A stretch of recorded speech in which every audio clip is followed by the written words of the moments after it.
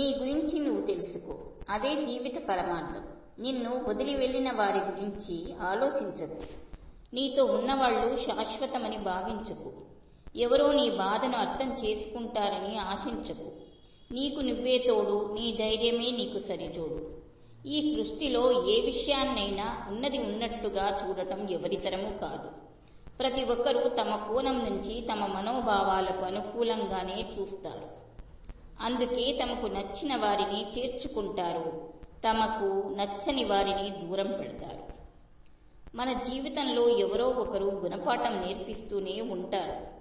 ఒకరు ప్రేమలో, ఇంకొకరు స్నేహంలో, మరొకరు బంధుత్వంలో. ఇక్కడ ముఖ్యంగా గమనించవలసిన విషయం, ప్రతి చోట మనమే గుణపాఠం నేర్చుకుంటూ ఉంటాం.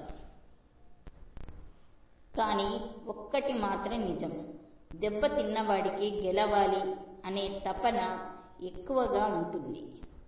అందుకని నువ్వనుకున్నది గెలిచే వరకు తప్పించు, పోరాడు, విజయం సాధించు. చివరగా విజయ మాధుర్యాన్ని అనుభవించు.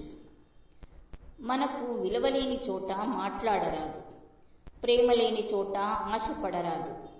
మనల్ని నిర్లక్ష్యం చేస్తున్న వారి కోసం ఎదురు చూడకూడదు.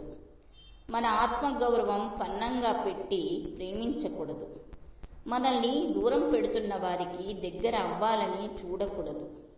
మనము భారం అనుకున్న వాళ్లతో మన భావాలని పంచుకోవద్దు. మనది కానిది దేనిపైన ఎక్కువ ఇష్టం పెంచుకోవద్దు.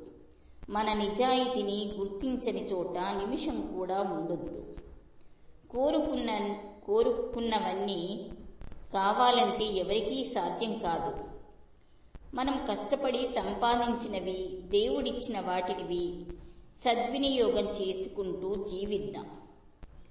తినటం కోసం బతకటం కాకుండా బతకటం కోసం తిందాం. తక్కువ తింటే ఆరోగ్యం, ఎక్కువ తింటే అనారోగ్యం. సర్వే జనా సుఖినో భవంతు.